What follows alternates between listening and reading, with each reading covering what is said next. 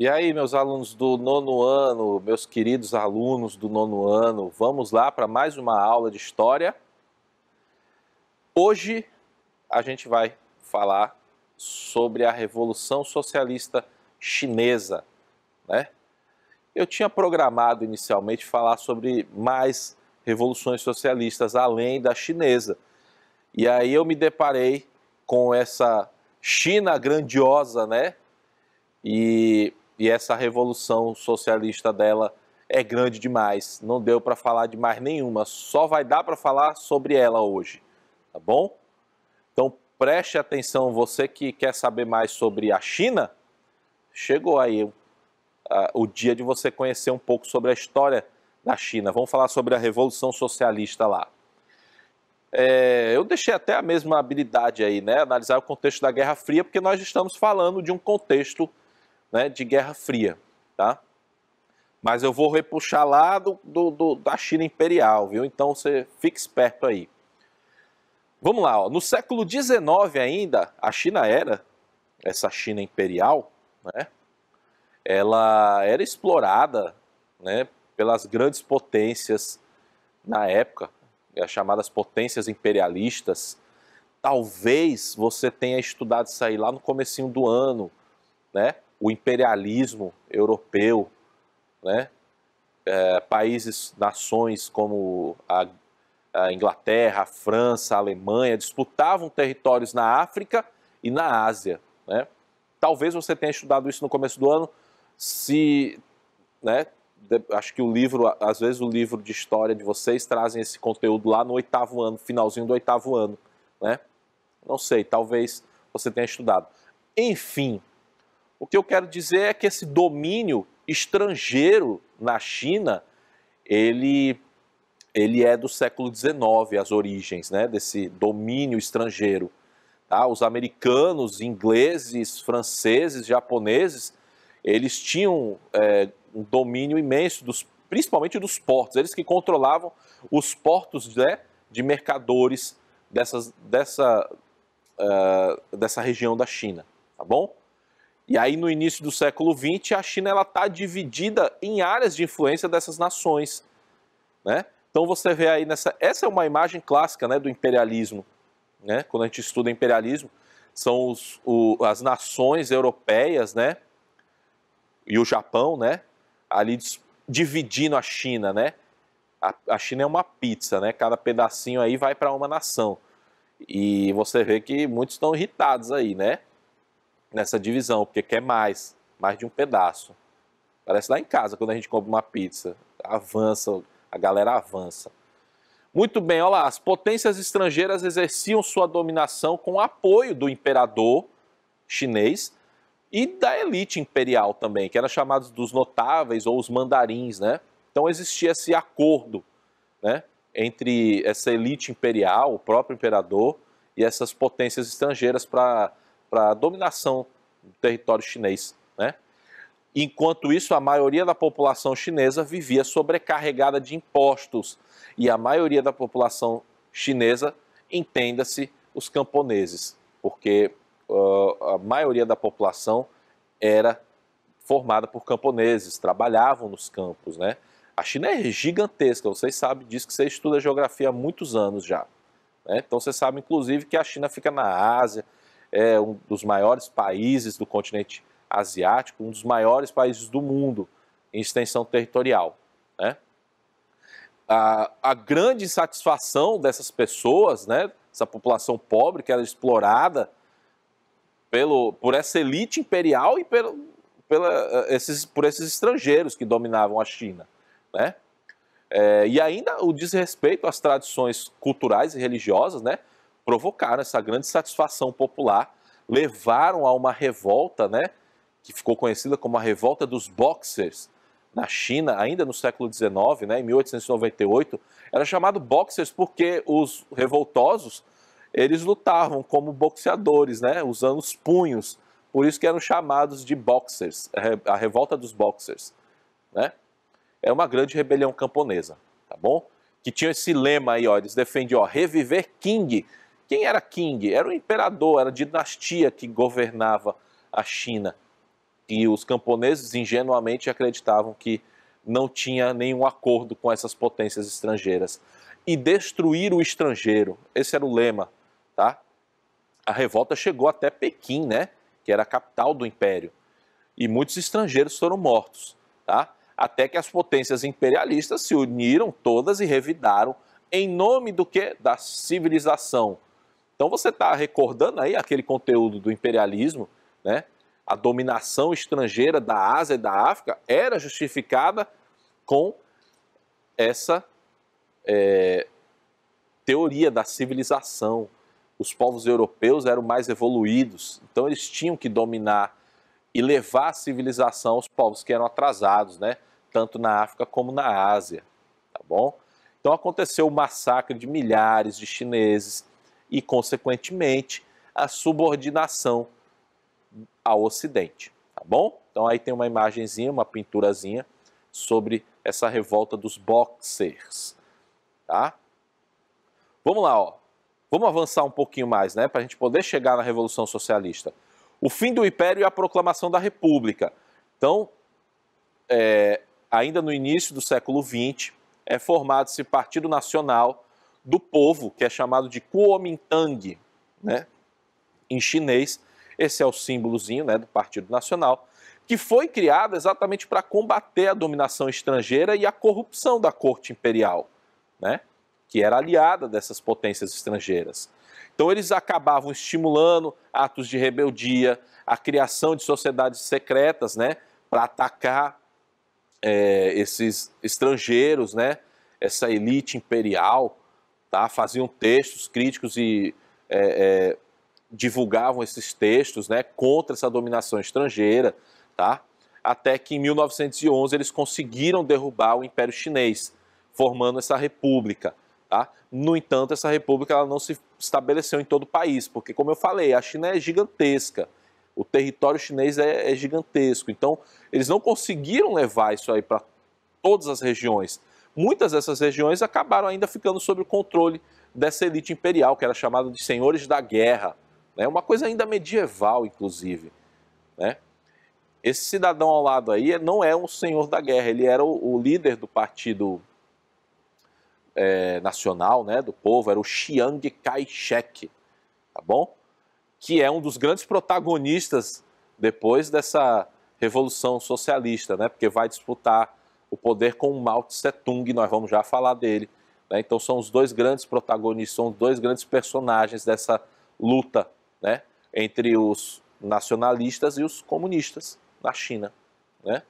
Então, ó, em meio a essa grande satisfação social, começou a entrar na China as ideias marxistas, que são as ideias, né, que vão dar origem, né, ao comunismo, né, que depois acontece a Revolução Russa, que é uma revolução socialista que tinham essas ideias marxistas, né? Os dois pensadores das ideias socialistas, né, da ideia comunista, são o Karl Marx e o Friedrich Engels, tá bom? Então, essas ideias elas entram na China primeiro lá por esse cidadão aí, ó, o Li Dazhao, que é o que faz a tradução das obras de Marx e Engels para os chineses, tá bom? E aí, aí tem a imagem, né, do Karl Marx, que é o grande ideólogo, né, das ideias socialistas, tá? E aí os marxistas chineses, eles defendiam o quê? A destruição da antiga cultura, né? Aquela que defendia a hierarquia, né? Baseada na hierarquia, onde os chineses tinham que ser submissos aos senhores, né? Criticavam, defendiam a destruição dessa obediência e da submissão da mulher. Um detalhe interessante, né, sobre isso aí, eles criticavam muito essa questão da submissão da mulher, né? Os socialistas chineses, tá bom? Então vamos aqui avançando. É muito interessante, pessoal, que vocês até façam, né, uma leitura mais aprofundada durante a semana, né, dessas ideias socialistas, né, dessas ideias do Karl Marx, para vocês terem até um conhecimento melhor, né, porque já que nós estamos tratando sobre essa questão da Guerra Fria, que coloca, né, os dois sistemas em conflito, né, o sistema capitalista e o sistema socialista. Então, os professores, né, podem colocar, né, em suas aulas, né, um momentozinho para discutir essas duas teorias. Aqui até não dá, por questão de tempo, a gente fazer né, essa explanação, porque é muito interessante que vocês saibam, tenham isso aí bem na mente para entender bem, né, o que é a Guerra Fria, o que foram essas revoluções socialistas, né, o que foram as guerras durante esse intervalo de tempo, tá bom? Então, olha lá, o Partido Comunista Chinês, ele é fundado em 1921, e aí ele tinha como a principal liderança o Mao Tse-tung, né, que é esse aí ao lado. A tese do Mao Tse-tung discordava da ideia original de Marx e Engels. O Marx e o Engels, eles diziam que quem ia fazer a revolução socialista seriam os operários, os trabalhadores das fábricas, como foi na Rússia, né, onde aconteceu inicialmente, foi a primeira revolução socialista, né, que teve sucesso. Foram os operários que tomaram poder. Na China, o Mao Tse-tung dizia que eram os camponeses a principal força da revolução socialista. E aí ele se apega aos camponeses, tá? Olha lá. E aí essa guerra civil entre 1927 até 1949 vai acontecer esse conflito entre comunistas e nacionalistas, né? Para ver quem ficaria com o poder na China, tá? Os nacionalistas, eles foram responsáveis pela unificação do país.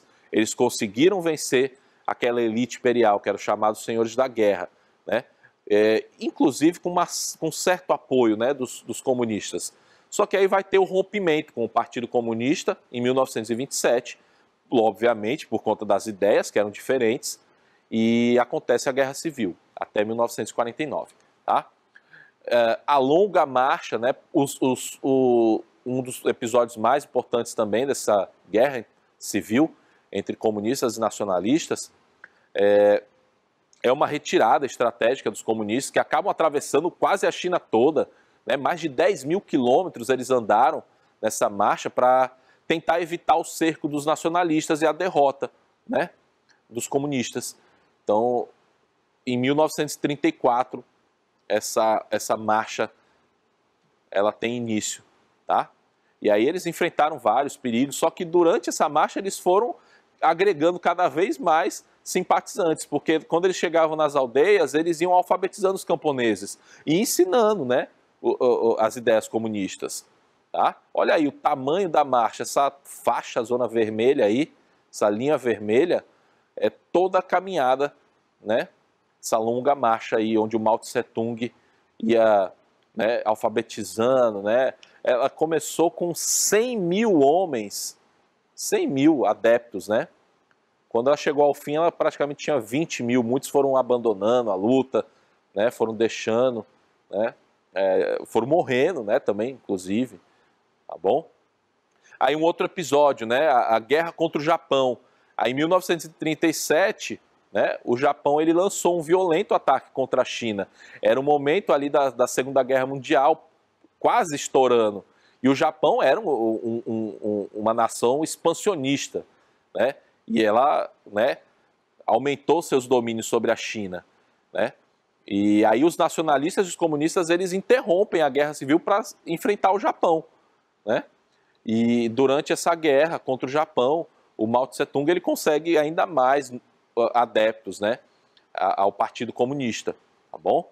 E aí o Japão derrotado na Segunda Guerra, que você sabe que eles perderam, faziam parte do eixo, eram aliados do Hitler, foram derrotados, né, inclusive com as bombas atômicas, né, que nós falamos aqui, né? E aí eles se retiram, os japoneses se retiram da China.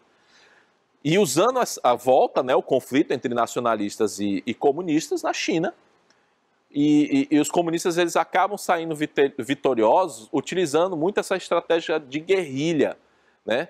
O Exército Popular da Libertação, que era uma força militar comunista, eles tomam poder na China, derrotam, né, os nacionalistas usando essa estratégia da guerrilha, os ataques surpresas, inesperados. Tá? E o Mao Tse-tung, em 1949, proclama a República Popular da China, que era um governo marxista, né, comunista, liderado por ele. tá bom? Ele passou décadas e mais décadas no poder, né? Olha aí, o governo de Mao Tse-tung. Quais são as principais medidas do governo dele? Aqui já um governo comunista. Então a Revolução Socialista na China, ela foi vitoriosa, tá? E aí, ó, o governo do Mao Tse-tung, ele começa com essas medidas. Olha lá, estatizou as grandes empresas. Então passou ao poder do Estado as grandes empresas. Todas as empresas estrangeiras que tinham na China, esses estrangeiros foram expulsos, né? E aí passou ao controle do Estado essas empresas. Ele expropriou e distribuiu as terras aos camponeses. Então não existiam mais os grandes proprietários de terra, né, que eram aquela elite imperial antiga, né? Ele pegou todas as terras, confiscou todas as terras e distribuiu. Fez a tal da reforma agrária, distribuindo as terras para os pequenos camponeses, né? E implementou a industrialização, e aí sim com a ajuda já da União Soviética, né? Essa URSS é a União Soviética, tá? Que era a grande aliada, né, da China. E aí concedeu também às mulheres direitos iguais aos dos homens, ok?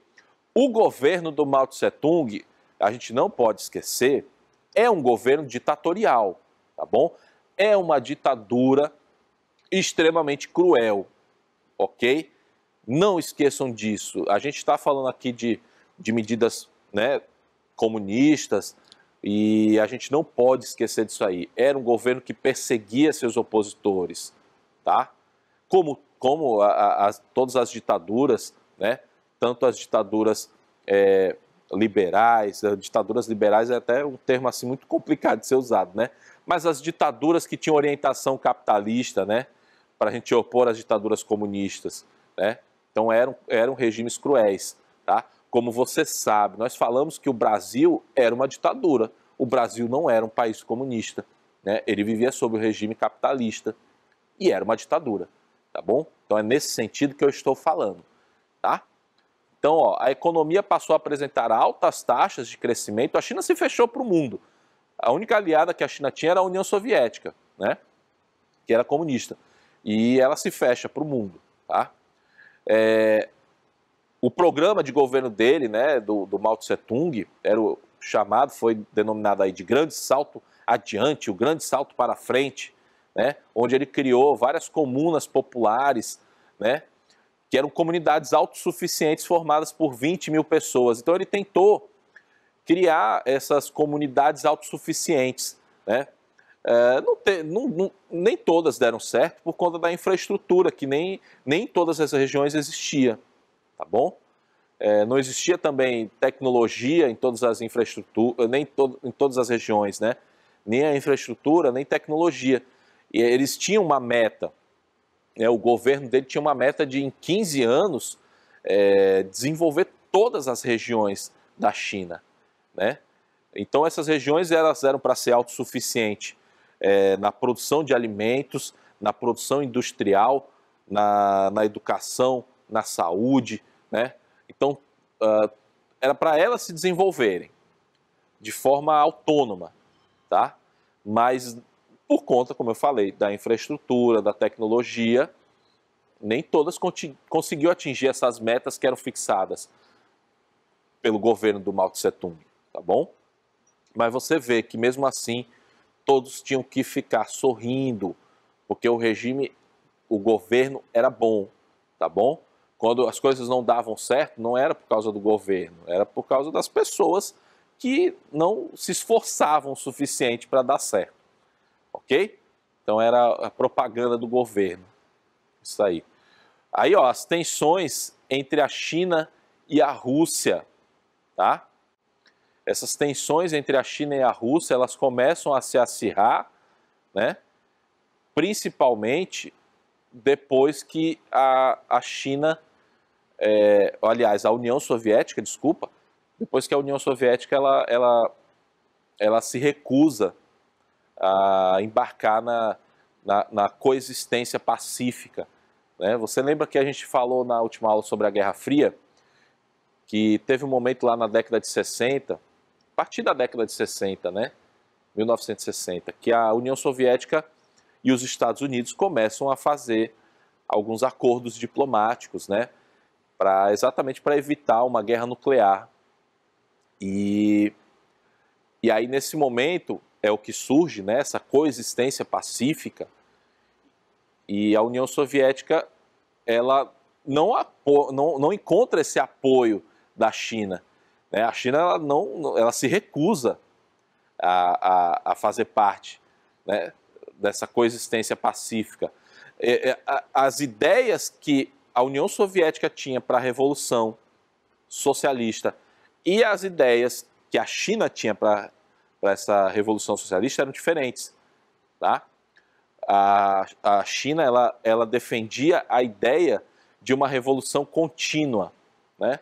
De continuar levando o socialismo principalmente para as regiões vizinhas, né? Então, quando a União Soviética decide pela coexistência pacífica, ali ela está fazendo uma escolha, né, de limitar essas ações revolucionárias, né? Limitar essas ações revolucionárias. E o Mao Tse-tung, que você está vendo aí, ó, ao lado do Nikita Khrushchev, que era o presidente da União Soviética na época, os dois aí estão sorrindo, muito felizes da vida, mas na verdade um estava zangado com o outro, né? Por dentro, né? Por dentro tinha aquele ressentimento, né? Mas aí na hora da foto eles saem sorrindo, viu? E por conta disso as relações entre China e União Soviética são rompidas, né? Tinha aquela disputa de quem teria a supremacia no campo socialista também, União Soviética ou China, porque se tratavam de dois países que eram potências, né? Se tratavam de dois países com uma grande extensão territorial, né? Com domínio em regiões grandes, né, do planeta, né, naquela região asiática. Então também tinha esse ponto de tensão, né, essa disputa pela supremacia. Quem é que devia assumir o protagonismo, né, do campo, né, socialista? Devia permanecer com a União Soviética ou a China devia assumir a dianteira, tá? Então, se você for observar hoje, todo esse projeto aí socialista, todo esse projeto comunista chinês, ele deu certo, porque naquele momento ali a China ainda não tinha se aberto aos mercados estrangeiros. Isso vai ocorrer mais à frente, né? E quando a China se abre a esse mercado estrangeiro novamente, ela começa a se transformar numa potência como ela é hoje, tá bom? Então, com uma grande oferta de mão de obra, né, barata, porque chinês, né, a população chinesa, né, ela é imensa, e aí por conta disso a mão de obra é muito barata, tá? Ela consegue produzir porque ela também se desenvolveu essa indústria em várias regiões do país, né? Então ela consegue competir hoje com os Estados Unidos. A União Soviética, que deixou de ser União Soviética, se transformou Rússia no final da Guerra Fria, ela não é mais uma potência, né? Embora lá ainda, né, os comunistas tenham poder, tá? O Partido Comunista tem o poder, ok? Então a China hoje ela é a grande potência e ela é um regime comunista, tá bom? Eu acho que é isso, né, pessoal? Olha aí o filósofo alemão Goethe com a sua mensagem aí para vocês. O homem vê no mundo o que ele carrega em seu coração, tá? Então é isso, pessoal. A gente fica por aqui. Espero que vocês tenham compreendido. Vou só relembrar para vocês, cobrem a dos professores, né? Peçam aos professores que coloquem um materialzinho para vocês entenderem melhor o que é comunismo, né? As diferenças entre comunismo e capitalismo, né? Para a gente poder entender mais essa temática da Guerra Fria, tá bom? É isso, pessoal. Um grande abraço e até a próxima.